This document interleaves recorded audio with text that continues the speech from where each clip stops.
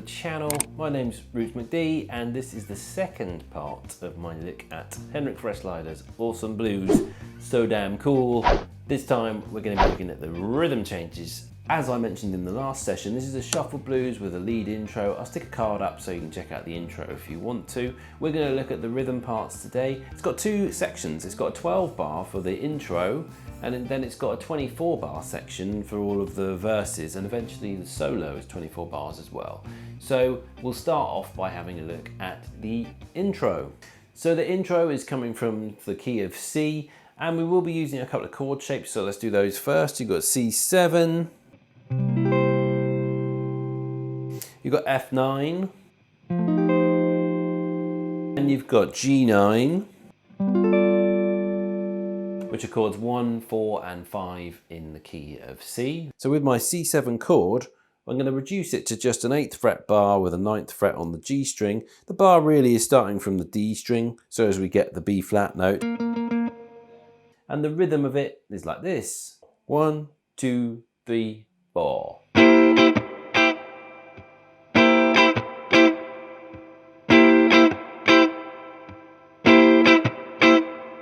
So if you listen to that closely, you'll hear there is a little mute. And it works like this. I play the first beat, 2, 3, 4. As soon as I've played that, I mute it. Like that. And you can either just bang into the strings a bit or physically mute it with the pick.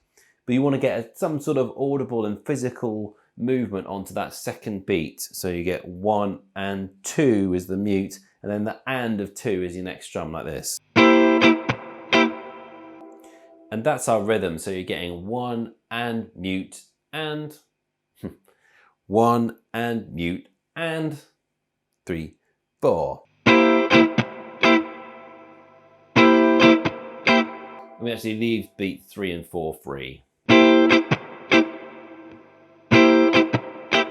You may see when I'm playing that I've got some sort of momentum going through beats 3 and 4, but that's purely just to keep my groove going, so as when I next get back to beats 1 and 2, I'm really in the pocket for the next part. So we do 4 bars of that. I won't play it again because it's just that one measure repeated 4 times. We then change to the F chord, which is the 4 chord, and it's just the 9 chord that we were looking at the beginning of the session, with exactly the same rhythm. Okay, and that's exactly the same. So I've got my fret 7 here with my manky first finger. Third finger here is barring those remaining 3 strings. So that's the D, G, B and E strings that are played this chord. Now you can do a slide on that one. That sounds quite nice. So if you want to do the slide, I just move everything down a fret. So I'll start on fret 6 and slide to fret 7, and the sound will be like this. Press nice and firmly, play the chord, and then just move it up to fret 7 smoothly. That might fit in like this.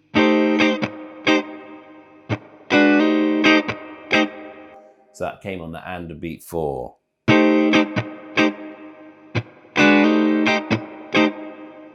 Okay, we then go back to our C7. That's exactly the same as it was before.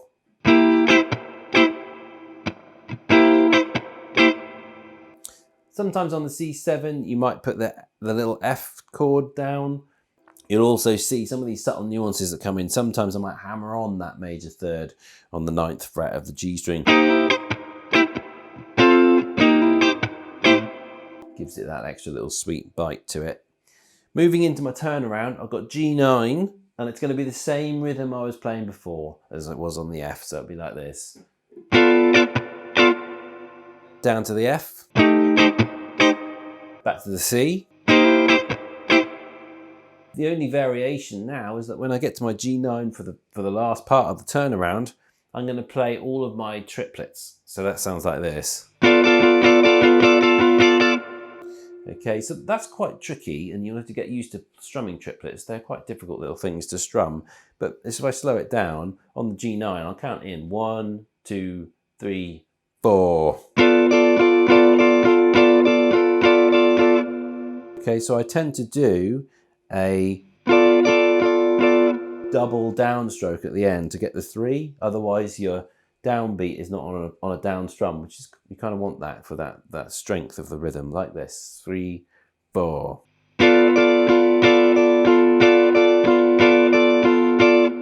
It's probably the trickiest part of this intro figure. To get me into the verse, what I tend to do after I've done my G9 is to play my little 6 to 9, the little, which we discussed in the last session. You've got fret 10, 9, 10 on your D, G and B. High E is fret 8. And then I'm going to spread that across the triplet, little mute, and then down to my C9, which is fret 8, 7 and 8 on the D, G and B. What I'll do is I'll play it out of the G9 and show you what I mean. So I've got my G9.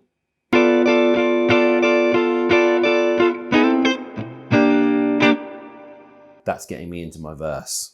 So into the verse, this is the 24 bar blues. So it's basically everything you would normally play twice as long as you would normally play it in a 12 bar. So on my C chord groove, I'm going to play this.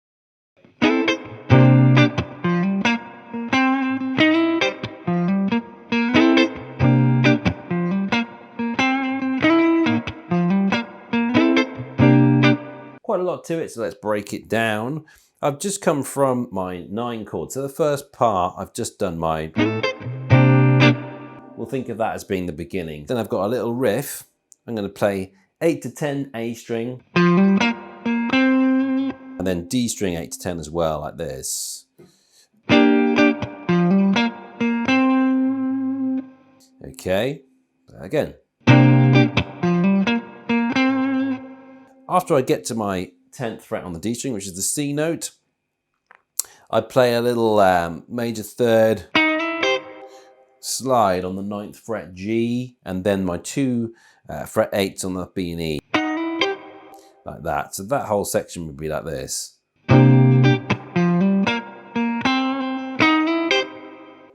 Okay, then I go back to my riff.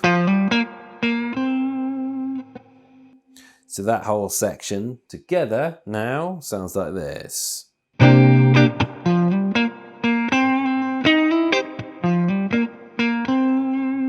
Okay, so that's my C groove, and that's potentially, you could just play that all the way through. It's nice then to put your 6/9 chord in again after you've got to where we just were. So that would sound like this.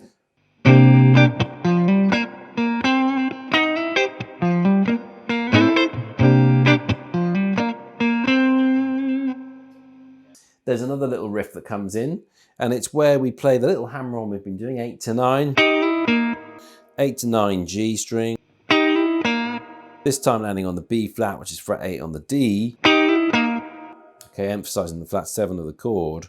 So over this C7 chord, I've basically got 4 options, and you'll hear when I play it, I maybe mix them up a little bit, and that's all part of playing this style. My 4 options are, I either play my 6 to 9 chord, or I play my little riff with a major third, or I play the riff a bit lower down, or I play the variation on the riff. And those are the 4 variations on this C7 chord. Moving to the 4 chord, the F9, we just break the chord into the triplets, so you end up with this. Then there's another riff, 6th fret to the 8th fret, low E string. And on the A string as well, 6 to 8. Little tweak on the 8 on the, the 6 on the A string. Check this out.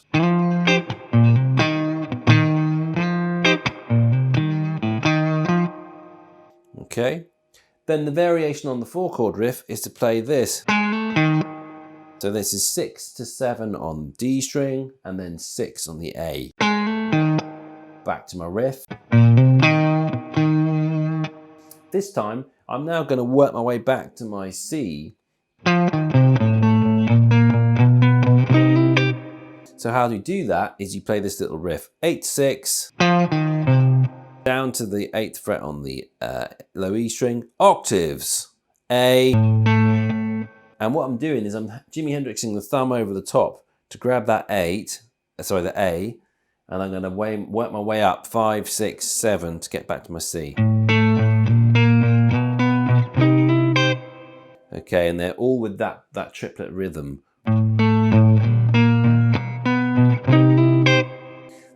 What I tend to do is mute the third. So it's got this shuffle running through these octaves like this.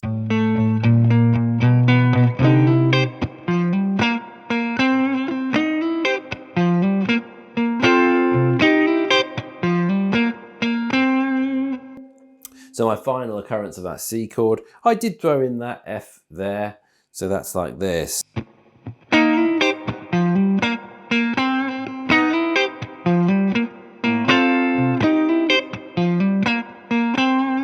Now I'm working my way to my turnaround, and I'm going to play 10 here on the D string. So here I'm going to work a chromatic movement again. So I'm going to go 7, 8, 9 on the A string, whilst maintaining my 10th fret on the D string like this, with my shuffle running through it the whole time. I'm getting to my final turnaround. I've got G9. I'm going to play F9, which would be at fret 8. And I'm actually going to throw in E flat 9 as well, which would be at fret 6. And you listen to how that works out with the rhythm. Check it out. 3, 4.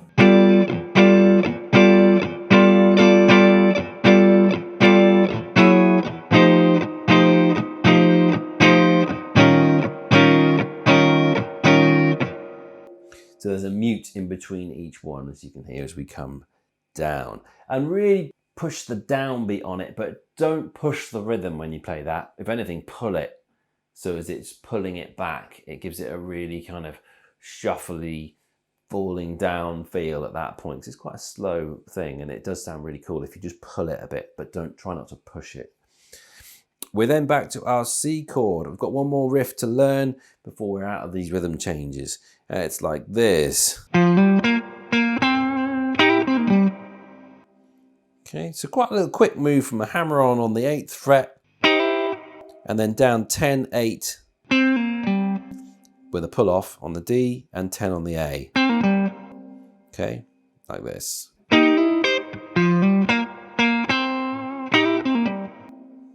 Six to 9. And then finally G9 with this rhythm.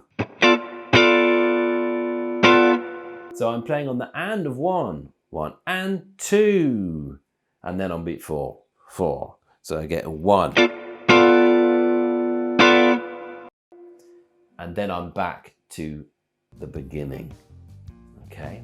I think this is a brilliant song for adding some complexity to your blues playing, because it does have that really great intro with the lead parts. So thinking about it, these are things that you can pull into any shuffle blues which uses dominant chords to add a bit of variety and perhaps spice up your rhythm playing and lead playing. There is a complete backing track available for this, with and without the lead and rhythm parts. The link's in the description below. If you've got a favourite shuffle or another shuffle you'd like me to look at, then please stick it down in the comments. Thanks for watching today. Hope you got something from the session, and I'll catch you again in another video soon. Bye! Beautiful.